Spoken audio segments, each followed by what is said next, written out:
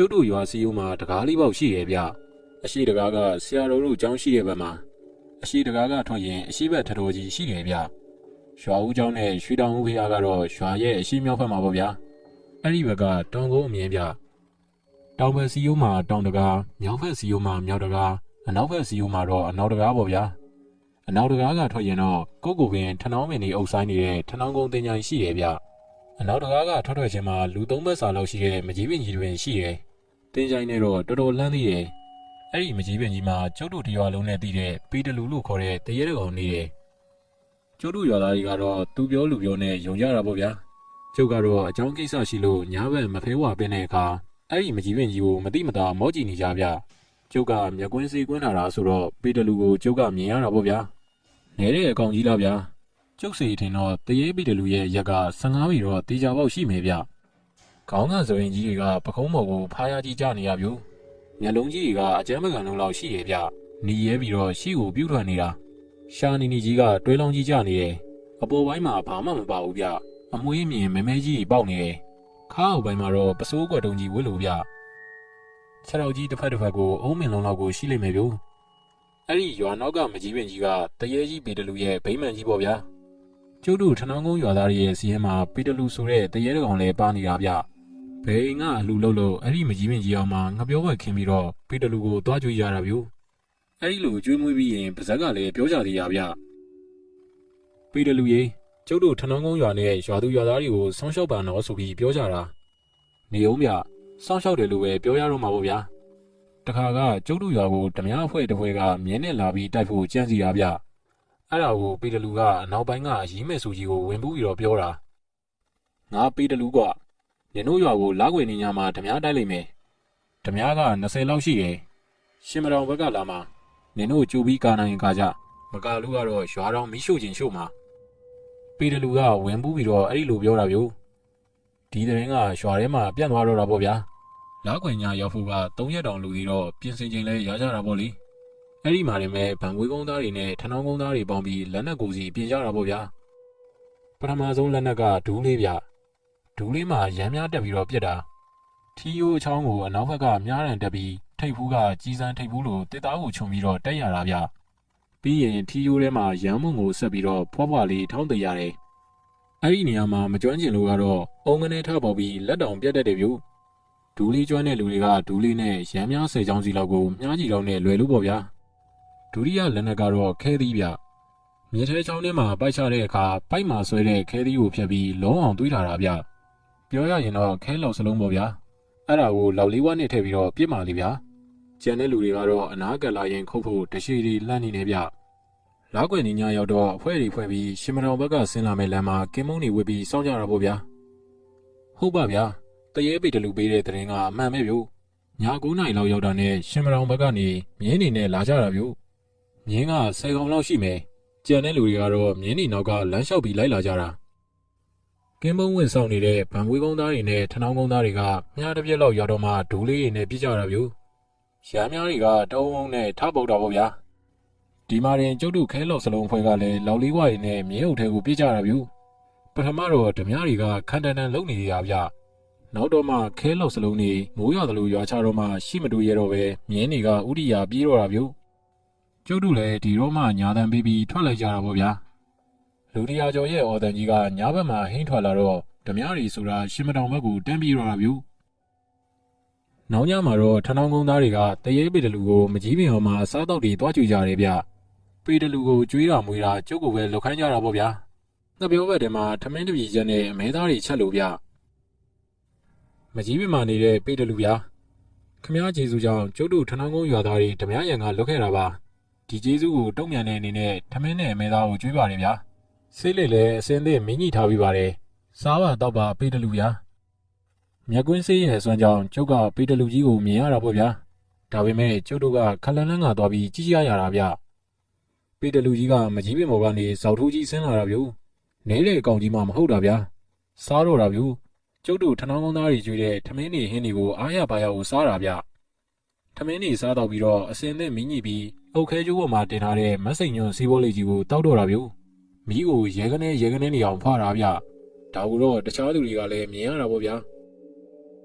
ဟာ ဆက်လက်တောက်နေပြီဟဲ့မီးကိုရဲကနေနေရပဲရွာသားတွေကတယောက်နဲ့တယောက်လက်တို့ပြီးတော့ပြောကြတာပေါ့ဗျာ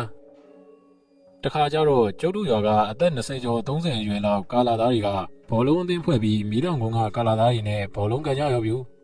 ကျုပ်တို့ရွာကကာလာသားတွေကတရက်ကြိုပြီးတော့ပီတလူကိုသွားပြောတယ်ဘောလုံးနိုင်အောင်လုပ်ပြီးရင်ပီတလူကိုအမဲသားနဲ့ဓမင်ကျွေးမယ်လို့ပြောတယ်ဗျဘောလုံးပွဲကလည်းရွာနောက်ကဘိုးစုံတို့ຢာထဲမှာလှုပ်တာဆိုတော့ပီတလူကြီးနေတဲ့မကြီးပင်နဲ့လည်းတိတ်မဝေးဘူးပေါ့ဗျာ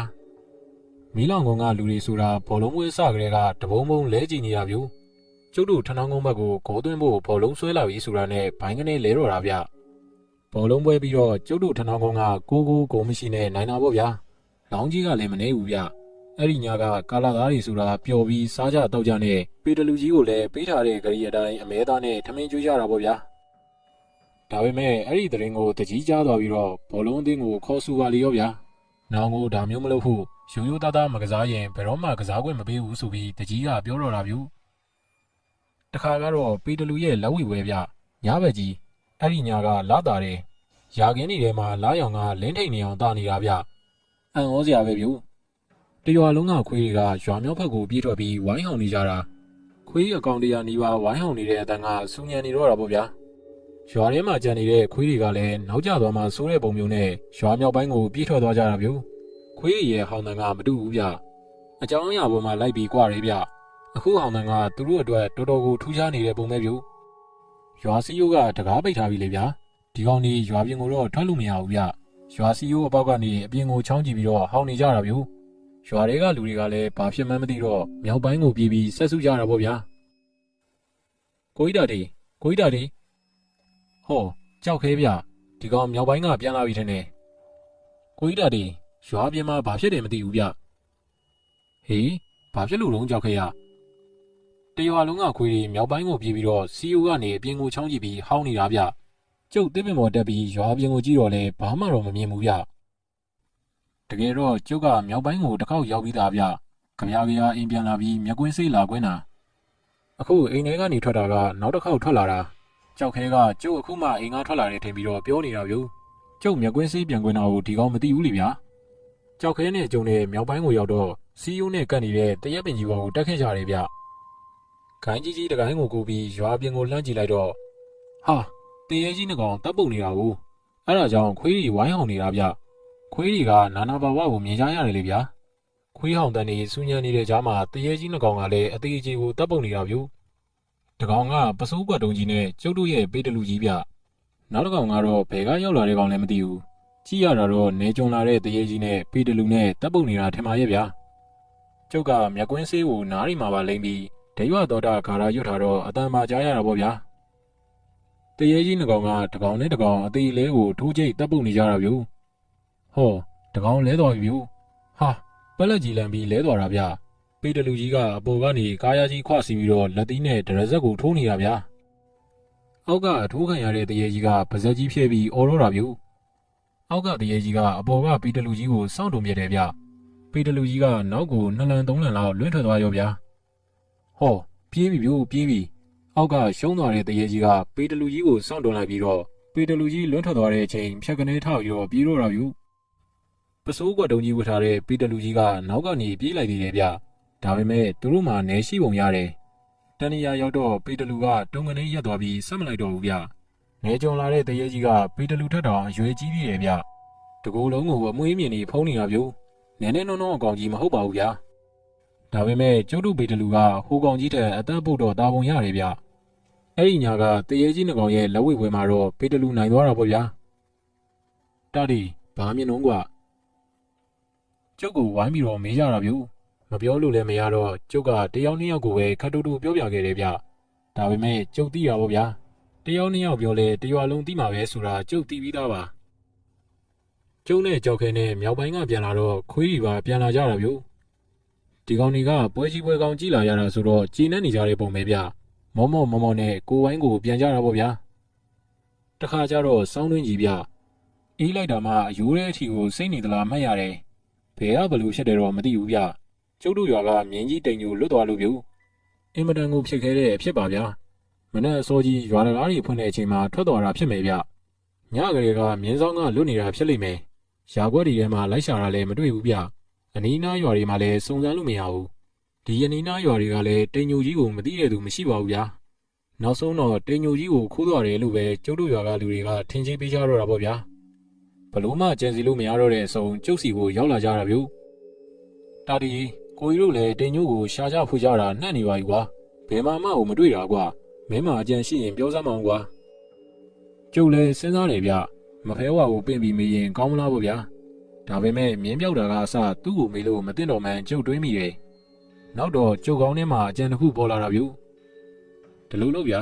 အမဲသားရရကြက်သားရရပေါ့ဗျာ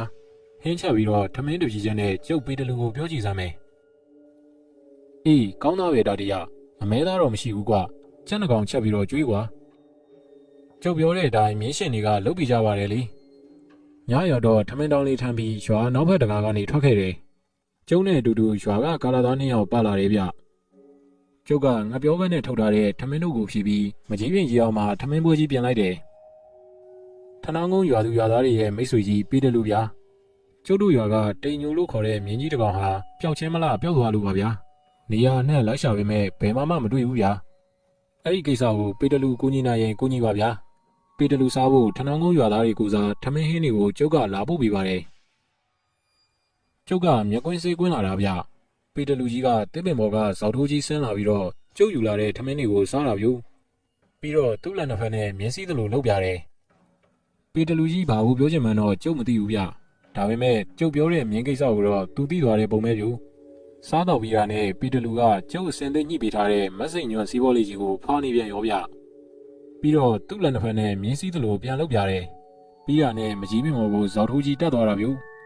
ကျုပ်တို့လည်းရွာထဲကိုပြန်လာခဲ့ကြတယ်ညတကောင်လောက်ရောက်တော့တာဒီရေးတာဒီဟဲ့ဘသူတော့ညာကြီးမို့ချုပ်အကြီးကျုပ်တို့ပါဗျဦးမြတင်သားတွေပါဟဲ့တာဒီညာတင်သားတွေကနင်းကိုလာနှိုးနေကြလို့ဟဲ့အမေဝိုင်းထဲကိုလှမ်းမိနေကြကကျုပ်ကနိုးနေတာဗျ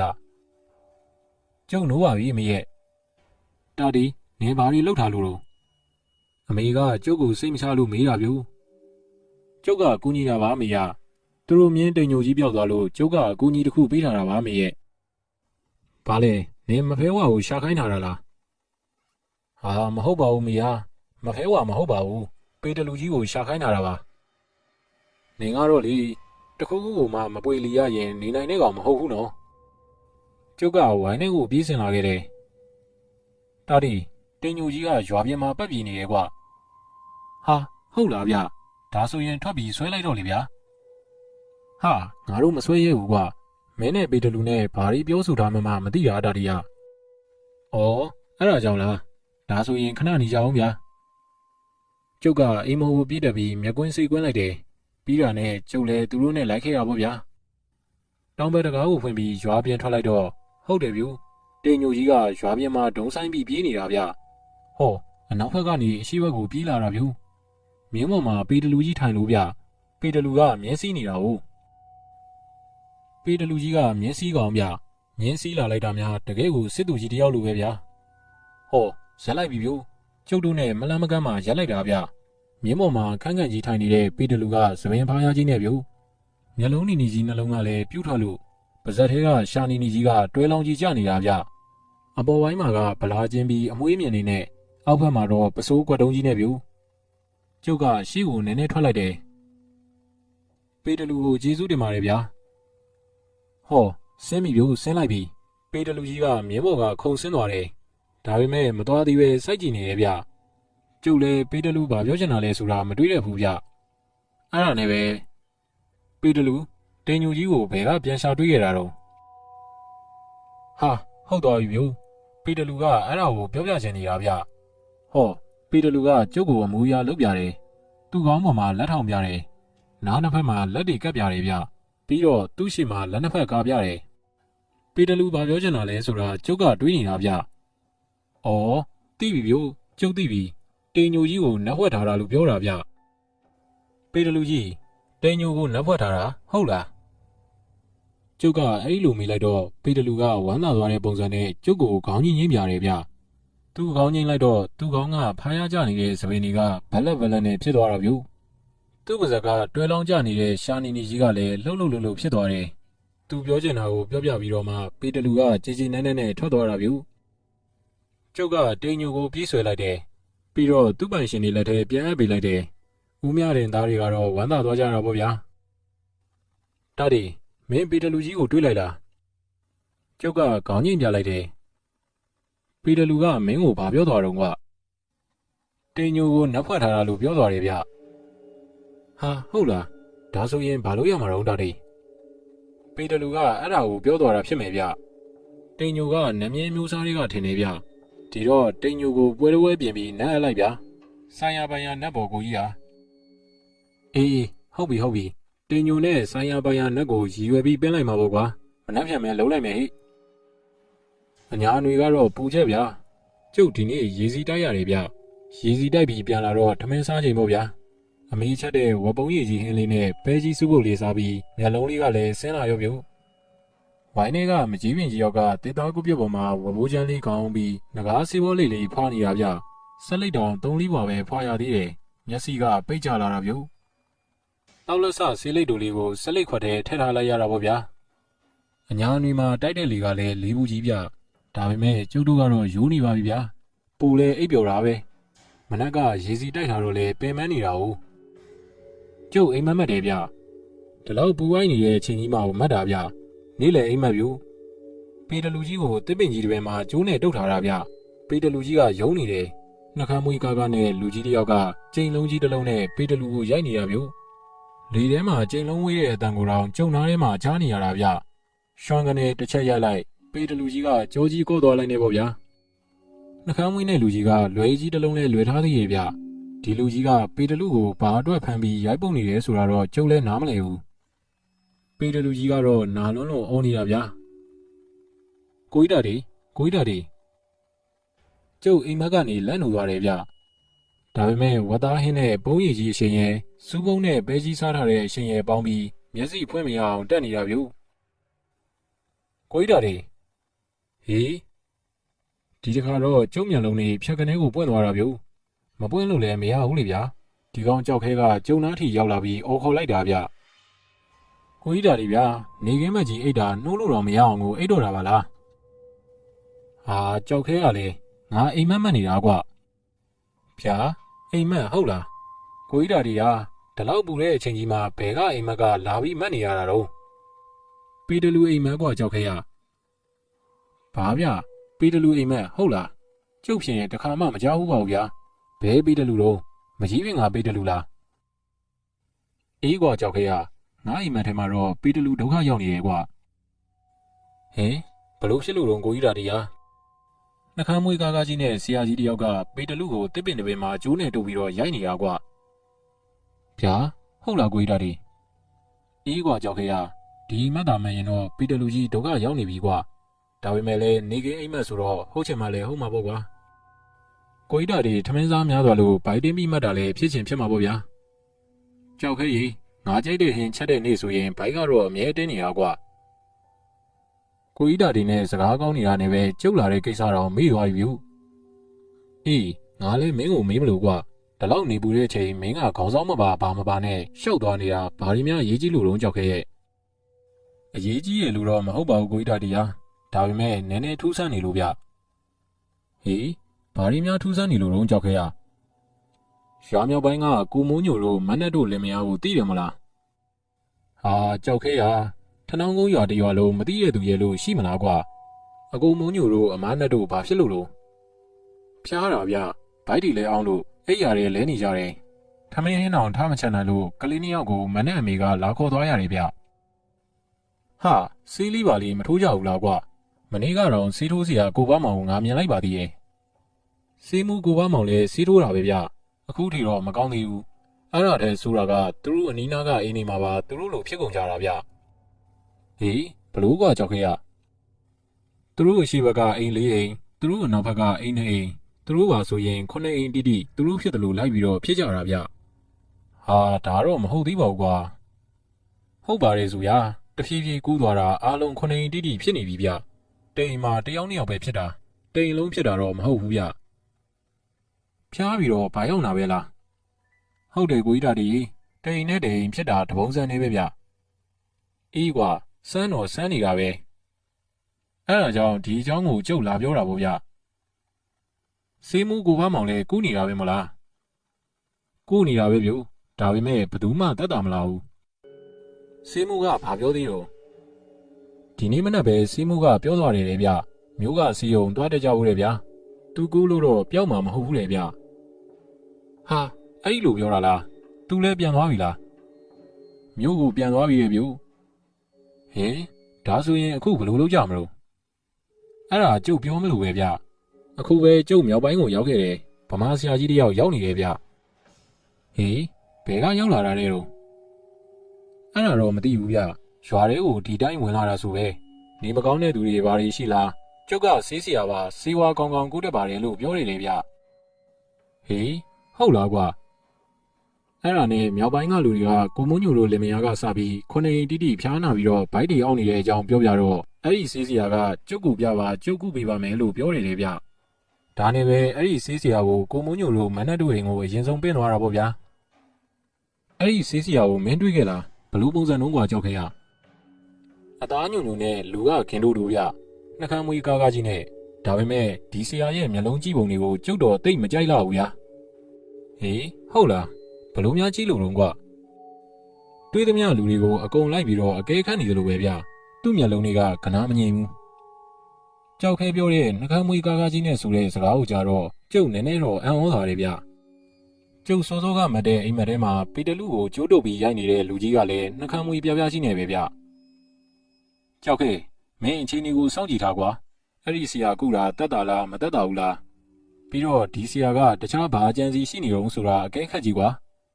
ဒီအတွက်တော့စိတ်ချကိုကြီးတာတည်း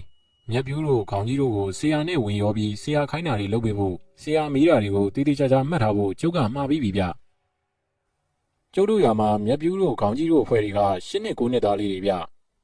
ဒီကောင်တွေကဒီရွာမှာအိမ်ပေါင်းစီရောက်နေကြတာမျိုးဘယ်အိမ်မှာဘာဖြစ်တယ်ဆိုတာဒီကောင်တွေအကုန်သိတယ်ပြီးတော့ဒီကောင်တွေကကျုပ်ကောင်ကြောက်ခဲတို့တမ်မဏိတို့ရဲ့တပည့်တွေဗျကြောက်ခဲခိုင်းတာဆိုရင်ဘာမစိုးလုပ်ပြီးတဲ့ကောင်တွေပေါ့ဗျာအေးကောင်းနေကြောက်ခဲကောင်းနေကြောက်ခဲပြန်သွားတော့နေကင်းကြောင်တောင်ပူလောင်လောင်ကြီးမှမတဲ့ကျုပ်ရဲ့အိမ်မက်အကြောင်းကိုကျုပ်ကဆက်ပြီးတော့တွေးနေတာဗျနောက်တဲ့2ရက်ကြာတော့မှကြောက်ခဲကကျုပ်စီကိုရောက်လာတယ်ဘလို့လဲကွာကြောက်ခဲရဲ့မြောက်ပိုင်းကလူတွေနေကောင်းသွားကြပြီလားအဲ့ဒါပြောမလို့လာတာဗျအကုန်လုံးကောင်းသွားကြပြီဆရာကစီးနှုတ်ခွက်ပဲတိုက်ရသေးတာအားလုံးကောင်းသွားရောဗျပြီးတော့လေဆရာတိုက်တဲ့စီကနည်းနည်းလေးပဲဗျဩဒါကတော့ကြောက်ခဲဟာစီးကောင်းရင်တန်းကောင်းလူတော်ပြောကြတာပဲလေကွာအခုဆရာကတော့စီးတော်စွမ်းနေဆရာဖြစ်လိမ့်မယ်ဗျဒါနဲ့ဒီဆရာကတဲတော့ဘယ်မှာတဲတာတော့ကြောက်ခဲရကိုမုံညိုတို့ရှိဘက်ကရက်ကဘိုးရင်မောင်တို့ဝိုင်းပါတယ်ဗျဘိုးရင်မောင်တို့ကအဖိုးကြီးဖွားကြီးလင်မယား2ယောက်ပဲနေတာဆိုတော့သူတို့အိမ်မှာပင့်ထားကြတာဟိုနေ့ကဖျားတဲ့ထဲမှာဘိုးရင်မောင်ကြီးလည်းပါတာကိုကြီးတည်းရဲ့အေးဟုတ်တာပေါ့လေဘိုးရင်မောင်တို့အိမ်ကဘယ်သူမှရှိရမှာမဟုတ်တာအိမ်ကလည်းကျေတာပဲလေကျုပ်တို့ထဏောင်းကုန်းသားတွေကတော့ကိုကြီးတာတွေတီးတဲ့အတိုင်းပဲလေဗျာဒီသတင်းမျိုးကြားလို့ကတော့မရှိရှိတဲ့ယောဂါကိုတွားပြီးပြနေကြတော့တာပေါ့ဗျာအခုဆိုရင်ဘိုးရင်မောင်ရဲ့အိမ်မှာလူကိုစီလို့ဗျလူများထိုင်အောင်စောင့်နေရတယ်ဆိုပဲဒီကြားတဲ့တောင်ပိုင်းကဘာဖြစ်လို့ဆိုပြီးလာပင်းလိုက်အနောက်ပိုင်းကဘာဖြစ်လို့ဆိုပြီးလာပင်းလိုက်နဲ့ဆရာဆိုတာထမင်းစားချိန်တော့မရပါဘူးဗျာထမင်းကျွေးဖို့လဲဟိုအိမ်ကဟင်းတစ်ခွက်ဖို့ဒီအိမ်ကဟင်းတစ်ခွက်ဖို့နဲ့ဘုံကြီးပွဲလာမှတ်ရတယ်ဗျကျုပ်ကကြောက်ခဲပြောတာကိုခေါင်းညိပြီးတော့ပဲနားထောင်နေတာဗျငကားစီဘောလေးလေးလဲဖွာလို့ပေါ့ဗျာဟဲ့နွားတဲဒီနွားတဲဆွဲလေနွားလဲတစည်းမောင်းလာတဲ့အတန်ကိုခက်လန်းလန်းကကြားနေရတာဗျဒါကကျုပ်တို့အညာသားတွေလဲမောင်းရင်နွားငုတ်တဲ့အတန်လေးဗျနေုံမြကိုကြီးတာတွေကဒီလဲကဆရာကိုလာပင်းနဲ့လှဲလားမသိဘူးကျုပ်ကြည့်လိုက်စမ်းမယ်ပျော်ရောဆူဆူနဲ့ကြောက်ခဲကဝိုင်းဝါကိုပြေးထွက်ပြီးလဲမောင်းတဲ့ဘက်ကိုလှမ်းကြည့်ရဲ့ပြီးတာနဲ့ကျုပ်ဘက်ကိုလှည့်ပြီးလက်ရက်ခေါ်တယ်ဗျကျုပ်လဲဝိုင်းဝါကိုခတ်တုတ်တုတ်ထွက်ပြီးမောင်းလာတဲ့လဲကိုမတိမတာကြည့်လိုက်တယ်ကိုကြီးတာတွေကြည့်ဗျအဲ့ဒါကျုပ်ပြောတဲ့ဆရာပဲကျုပ်တို့ဝိုင်းရှိကလှည့်ဖြတ်သွားတော့လဲဘော်ကနေကတိုင်းဖြာလေးပေါ်မှာတမလင်ခွေရက်ပါသွားတဲ့ဆရာကိုကျုပ်ကကြည့်လိုက်တယ်လေကလုံးအင်းကြီးအဖြူပေါ်ကနေတိုက်ပုံအင်းကြီးခက်ညုံညိုထဲဝဲလို့ပစိုးကလည်းခက်ညုံညိုအကွက်လေးနဲ့ဗျခေါင်းမှာတော့ကြီးတရာစင်လို့ခေါ်တဲ့ပေါ်ဝါလေးကိုပေါင်းထားတယ်ဒါပေမဲ့သပင်ကရောင်မဟုတ်ဘူးမျိုး ဘိုးစတော့ပဲဗျထူးခြားတာကနှကမ်းမူးကြီးဗျနှကမ်းမူးကြီးတွေကကားကြီးဗျကျုပ်ဒီလူကိုမြင်မှုပါတယ်ဟာကျုပ်ချက်ချင်းပဲတတိယသွားတယ်ဗျကျုပ်အိမ်မက်ထဲမှာတရေကြီးပေတလူကိုတစ်ပင်မှာကျိုးတုပ်ပြီးတော့ချိန်လုံးနဲ့ရိုက်နေတဲ့လူရဲ့ပုံစံနဲ့လဲပေါ်မှာပါသွားတဲ့ဆရာရဲ့ပုံစံတွေကတပုံစံနဲ့ပဲဗျကျုပ်အိမ်မက်ကိုအံ့ဩလိုက်တာဗျာကျုပ်ကမကြီးပင်အောင်ကကုတ်ပြစ်ကိုပြန်လာခဲ့ပြီးငကားစီဘောလေးလေးတလေးကိုမင်းညှိပြီးတော့ဖွာလိုက်တယ်ကြောက်ခဲကလည်းကျုပ်နောက်ကလိုက်လာပြီးကျုပ်ပြီးမှဝင်ထိုင်နေဗျကိုကြီးဓာတ်ငြင်းမိမို့လားဘလို့အကဲခတ်မိတော့ဗျဒီဆရာရဲ့မျက်လုံးတွေကတမျိုးပဲကြောက်ခဲရတခုခုကိုဖုံးကွယ်ထားသလိုပဲအဲ့ဒါကြောင့်ကျုပ်ပြောတာပေါ့ကိုကြီးဓာတ်လူတွေကိုအကဲခတ်လုံးနေတယ်အေးကွာကြောက်ခဲရမင်းတော့လှုပ်ရှုပ်တော့မယ်ဟိဟာပြောတာပြောပါဗျာကျုပ်ကအလုံးရှုံးမှာကိုကျုပ်တွေကောင်မဟုတ်ပါဘူးဗျအလုံးမရှိမှတော့ဒါကြောက်တွေကောင်မှာအေးငါပြောမယ်ဒီဆီယာမှာအကြံတစ်ခုခုတော့ရှိခဲ့ပုံပဲဘာဆိုတာတော့ငါလည်းမပြောတတ်ဘူးမင်းကငါနှစ်ခုပြောပြမယ်ပြောစမ်းပါကိုကြီးဓာတ်ဒီလိုကပထမတစ်ခုကဒီဆီယာရောက်လာမှငါတို့တရွာလုံးဟိုလူနေမကောင်းလိုက်ဒီလူဖျားလိုက်ဟိုလူဘိုင်းအောင်လိုက်ဒီလူကောင်းမှုလိုက်နဲ့တရွာလုံးပက်ပြီးဖြစ်နေတာကိုမင်းသတိထားမိလားဟုတ်ပါဗျာကိုကြီးဓာတ်ထောက်ပြတော့မှကြောက်မြင်တာဗျဟုတ်တယ်ဗျမြောက်ပိုင်းမှာခုနှစ်ရင်ဇက်တိုက်နေမကောင်းဖြစ်တဲ့အချိန်မှာဒီဆီယာရောက်လာတာပြီးတော့ဆေးမိုးကူးလို့မပြောက်တဲ့အချိန်မှာသူဝင်ကူးလိုက်တာဆေးလေးတစ်ခွက်နှစ်ခွက်တိုက်ရုံနဲ့ပျောက်သွားတာဗျဒီမှာရင်ဒီဆီယာကချက်ချင်းနမဲကြီးသွားပြီးသူ့တရင်ကကျုပ်တို့တရားလုံးကိုပြန့်နှံ့သွားတာအဲ့ဒီနောက်တော့ရွာရှိပိုင်းမှာဖြစ်လိုက်ရွာနောက်ပိုင်းမှာဖြစ်လိုက်ရွာတောင်ပိုင်းဖြစ်လိုက်အလဲပိုင်းမှာဖြစ်လိုက်နဲ့နေမကောင်းတဲ့လူတွေဆိုတာတရက်မှမပြတ်ဘူးဗျဒီဆီယာလည်းကူးလိုက်ရတာလက်မလဲအောင်ပါပဲဗျာစီကူကငွေတွေလည်းတော်တော်ရမှာပဲဗျဟာရမှာပေါ့ကွာဒီလူကနမဲတလုံးရဖို့နဲ့ငွေရှာဖို့ဒီလောက်လွယ်နေတာရိုးမှရိုးပါမလားလို့ငါတွေးမိရဲ့ဟုတ်တာပေါ့ကိုကြီးဓာတ်ပြီးတော့မင်းကငါပြောချင်တဲ့နောက်တစ်ခုကဟိုတနေ့ကမင်းလာတော့နေကင်းမက်ကြီးငါအိတ်နေတော့ငါအိမ်မက်မက်တယ်လို့ပြောပါရောလားဟုတ်တယ်လေဗျာကိုကြီးဓာတ်ကျုပ်ကိုပြောသားပဲအေးအဲ့ဒီအိမ်မက်ကဘာအိမ်မက်လို့မင်းထင်တော့ပေတလူကိုကျိုးတုပ်ပြီးတော့ရိုက်တာဆိုကိုကြီးဓာတ်ပြောတာလေအေးဟုတ်တယ်ကွာငါအိမ်မက်ထဲမှာရွာနောက်ဖက်မကြီးပင်မှာနေတဲ့ပေတလူကြီးကိုလူတယောက်ကတစ်ပင်မှာကျိုးနဲ့တုပ်ပြီးတော့ချိန်လုံးနဲ့ရိုက်နေတာကွာပေတလူကအဲ့ဒီလူကိုဘာမှပြန်မလုပ်ဘူးလားဗျဟက်ကောင်ရလုံးလို့မရလို့ဖြစ်မှာပေါ့ကွာရိုက်တဲ့လူကတော်တော်ကိုအစွမ်းထက်တဲ့အောက်လန်းဆရာတယောက်ဖြစ်ချင်ဖြစ်နေမှာပေါ့ဒါလည်းဟုတ်တာပဲဗျအေးကွာအိမ်မက်ထဲမှာပေတလူကိုကျိုးတုပ်ပြီးရိုက်နေတဲ့လူကဘယ်သူလို့မင်းထင်တော့ကျုပ်မေးတော့ကြောက်ခဲကမျက်လုံးပြူးပြူးလေးနဲ့ကျုပ်ကိုကြည့်ပြီးခေါင်းခါပြတယ်တခြားမဟုတ်ဘူးကြောက်ခဲကစောစောကလဲပေါ်မှာပါသွားတဲ့ဆရာပဲကွာဗျာဟုတ်လားကိုကြီးဓာတ်ဟုတ်တယ်ကြောက်ခဲဒီလူမှဒီလူအစ်စ်ပဲဟာဒုက္ခပါပဲဗျာကျုပ်တို့ရတော့ဒုက္ခဖြစ်တော်မယ်ထင်တယ်ဟက်ကောင်ကြောက်ခဲဒုက္ခဖြစ်တော်မှာမဟုတ်ဘူးကွာဒုက္ခကအခုဖြစ်နေပြီလေကွာရွာတွေကလူတွေတော်တော်များများမကြမ်းမမာဖြစ်နေကြပြီလေဒါဆိုရင်ဒီတိုင်းရှိနေလို့တော့မဖြစ်တော့ဘူးဗျဟုတ်တယ်ကြောက်ခဲငါတို့တွေတခုခုတော့လုံးဝဖြစ်မယ်ဒါပေမဲ့ဒီကိစ္စကသိလွယ်မှာတော့မဟုတ်ဘူးကွပေတလူကိုဒီလူဘာလုပ်တာလဲဆိုတာငါတို့မသိနိုင်ဘူးဒီတော့ဒီနေ့ညမဖဲဝါကိုမိမဖြစ်မယ်လုံးလေဗျာကျုပ်ချက်သွားဝယ်လိုက်ရမလားနေုံကြောက်ခဲဒိုးလောက်တာတွေကိုရွာတွေကလူတွေသိလို့မဖြစ်ဘူးကွဒိုးရွာသားတွေကဒီဆီယာကိုလွတ်ကြည်ညိုနေကြတာအခုနေတခုခုဖြစ်ရင်တော့ဒီဆီယာဘက်ကနေရက်တည်ကြမှာဒါဆိုရင်ဘယ်လိုလုပ်မှာတော့ဗျငါဒီနေ့ညမဖဲဝါကိုမေးမယ်ကွာဒါပေမဲ့ကြက်ဝယ်ပါဝယ်လုပ်ပြီးတင်းချိုင်းနဲ့သွားမရင်တယောက်မဟုတ်တယောက်တီးသွားမှာကွာပြီးတော့ဒီဆီယာမှာအစွမ်းရှိရင်လည်းတီးသွားနိုင်တယ်ဒီတော့ငါဟာငါပဲတခြားသူမသိအောင်မဖဲဝါကိုမေးလိုက်မယ်နောက်နေ့မနေ့ကျရင်မင်းလာခဲ့ကောင်းပြီကိုကြီးဓာတ်ကျုပ်လာခဲ့မယ်ကြောက်ခဲပြန်သွားတော့ကျုပ်ကဒီအကြောင်းကိုဆက်ပြီးတော့တွေးနေတာဗျဒီဆီယာကိုကျုပ်ကဘာဖြစ်လို့အိမ်မက်မရတာတော့ပြီးတော့ဒီဆီယာကပေတလူကိုဘာကြောင့်ကျိုးတုပ်ပြီးတော့ရိုက်ရတာတော့အဲ့ဒါကရောတကယ်ပဲလား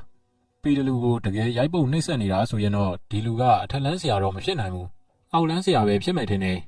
အောက်လန်းဆရာဟုတ်ရင်တော့ကျုပ်တို့ရွာကိုတခုမဟုတ်တခုဒုက္ခပြီးတော့မှတေးကြတာပေါ့ဗျာဒီကိစ္စကိုမဖဲဝါဘူးမိမရတော့မှာဗျ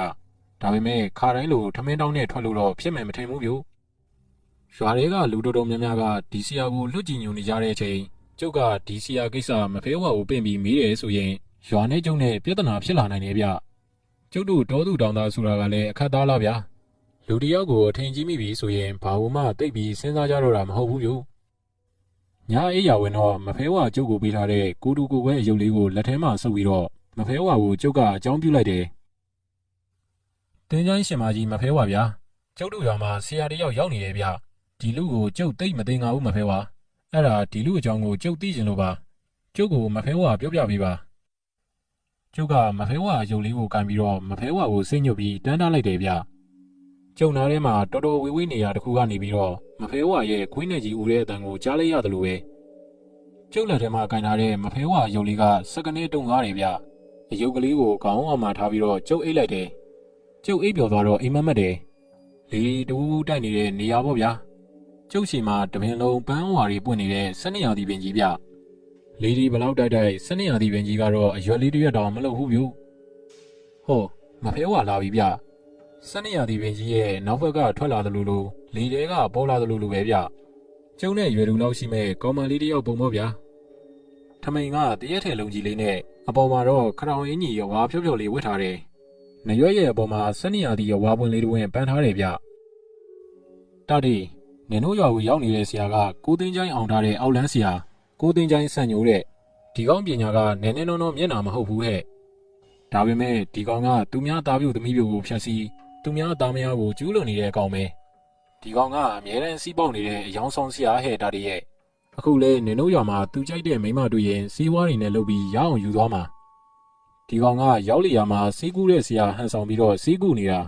ာတကယ်တော့ဒီကောင်ကသူရောက်တဲ့ရွာနီးနားကတရေတကောင်ကိုသူ့ရဲ့ပညာနဲ့ဖမ်းချုပ်ပြီးရွာတွေကလူတွေနေမကောင်းဖြစ်အောင်လုပ်ခိုင်းတယ်ပြီးရင်သူကယောဂပြောင်းအသာလေးကုပြတယ်တရေတိုက်ထားတာကိုစီးကူးရတာလွယ်လွယ်လေးပါဟဲ့အဲ့ဒီလိုစီးကူးရင်ရာသမျှပတ်စံကိုယူတယ်ပြီးတော့သူကြိုက်တဲ့မိန်းမတွေ့ရင်စီးဝါးနဲ့လုပ်ပြီးယူတယ်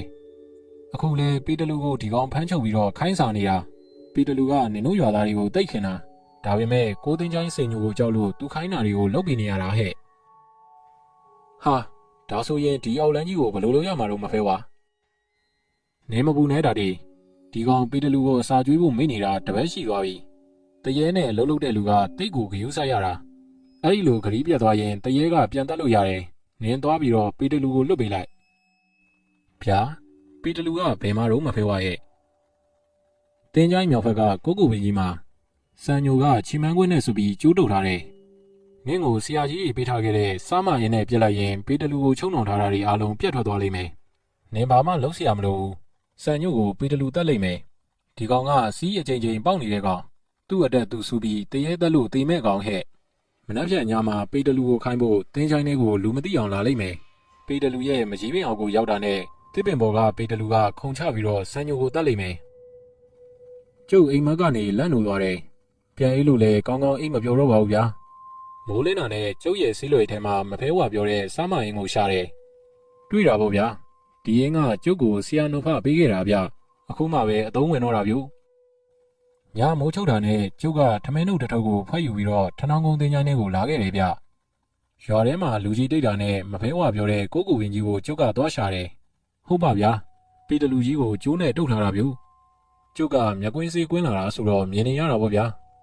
ပီတလူကကျုပ်ကိုတွေ့တော့အားကိုးတကြီးနဲ့ကြည့်နေတယ်ဗျကျုပ်ကသူ့ကိုလက်ဟန်ချီရန်နဲ့ပြပြီးကျုပ်သူ့ကိုလွတ်အောင်လုပ်ပေးမယ်အကြောင်းပြောတယ်ပီတလူကနားလေတယ်ဗျကျုပ်လည်းအချိန်မဆိုင်တော့ပဲလက်ထဲမှာဆင်းသင့်ကင်လာတဲ့အင်းနိုဗီတာစမရင်နဲ့ပီတလူကိုပြစ်လိုက်တယ်ဗျဝုံကနေအတန်ကြီးနဲ့အခိုးငွေတွေထွက်လာတာဗျကျုပ်လည်းပီတလူကိုမမြင်ရတော့ဘူးလွတ်ပဲလွတ်သွားသလားမလွတ်ဘူးလားဆိုတာတော့ကျုပ်လည်းမပြောတတ်ဘူးဗျခဏနေတော့အခိုးတွေကတဖြည်းဖြည်းပြေသွားတယ်ဟောတွေ့ပြီဗျတွေ့ပြီပီတလူကြီးကိုကျုပ်တွေ့ရပြီပီတလူကြီးကလွတ်သွားပြီဗျကျုပ်ကိုစိုက်ကြည့်နေတယ်ကျုပ်ကအုပ်ကူတလုံးမှာထမင်းတို့ကိုဖြီးပြီးတော့ချထားပေးတယ်ပီတလူထမင်းနဲ့အင်းကိုစားလိုက်ပါဦးစားနေရောပေါ့အောက်လန်းကအစားမကျွေးပဲခိုင်းတာတပတ်ကျော်ပြီမလားအောက်လန်းကိုကြောက်စရာမလိုတော့ဘူးစားပြီတော့ပြီးတော့ကျုပ်တခုပြောချင်တယ်အခုဒီကောင်ကကျုပ်တို့ထနောင်းကုန်းရွာသားတွေကိုဒုက္ခပေးတော့မှာဗျစေကူးချင်အောင်ဆောင်ပြီးမိမရှားနေတာဒီလူကကျုပ်တို့ကိုဒုက္ခပေးတော့မှာပီတလူရဲ့ကျုပ်ကဒီလောက်ပဲပြောပြီးတော့ပြန်ခဲ့တာဗျကျုပ်ဘာလုပ်လိုက်တယ်ဆိုတာကျုပ်တို့တွေကလုံးမသိလိုက်ကြဘူးဗျလူမသိအောင်လုပ်ရတဲ့ကိစ္စဆိုတာတယောက်တည်းလုံးမှစိတ်ချရတာဗျအဲ့ဒါကြောင့်ကျုပ်ကြောက်ခဲဦးတော့ဘာမှမပြောတော့တာဒီကောင်ကတော့လာမေးပါတယ်တ ဒါပေမဲ့ကျုပ်ကငါစဉ်းစားနေတော့ကြောက်ခဲရလို့ပြောလိုက်ရတာဗျအိမ်ပြန်ရောက်တော့ငကားစီးပွားလေးလေးတလဲကိုအောင်တော့ပြီးကျုပ်အိပ်ရဝင်ခဲ့တယ်ကျုပ်လည်းပင်ပန်းနေတော့တချိုးလေးကိုအိပ်ပျော်သွားတာဗျကိုကြီးတာဒီဟဲ့တာဒီနင်းကိုကြောက်ခဲလာခေါ်နေတယ်ကြောက်ခဲခေါ်တဲ့ရောအမေကျုပ်ကိုနှိုးတဲ့အတန်ရောကြားတော့မှကျုပ်ကနှိုးသွားတာဗျအိယာကကြပြားထပြီးဟဲ့ကောင်ကြောက်ခဲလာလီကွာဒီကောင်ကအိမ်မော်ကိုလှေကားကနေပြေးတက်လာတာဗျကိုကြီးတာဒီဟိုဆရာသိပြီဗျဟေးဘဲဆရာတော့ကွာဟာကိုကြီးတာဒီကလည်းဗျာကျုပ်တို့ရွာသားတွေလွတ်ကြည်ညိုနေတဲ့စီးဆရာကိုပြောတာလေဗျာပေတလူကြီးနေတဲ့မကြီးပင်အောင်မှာရှာတက်လက်ကြီးထွက်ပြီးတော့တင်းနေရဗျပေတလူကြီးများတတ်လိုက်တာလားမသိဘူးနော်ကျုပ်ကလည်းအံ့ဩသွားတဲ့ပုံစံလုပ်ပြရတာပေါ့ဗျာဟုတ်ရင်လည်းဟုတ်မှာပေါ့ကြောက်ခဲရရွာကလူတွေကတော့ဒီဆရာကိုနည်းနည်းတန်တရားဝင်ကုန်ကြပြီကိုကြီးတာဒီက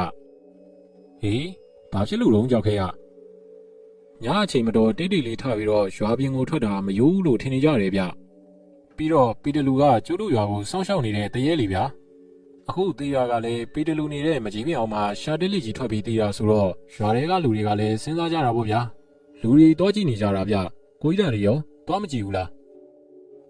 မကြည့်ချင်ပါဘူးကြောက်ခဲရတေးရောတော့လေတကြိုလိုက်ရုံပေါ့ကွာ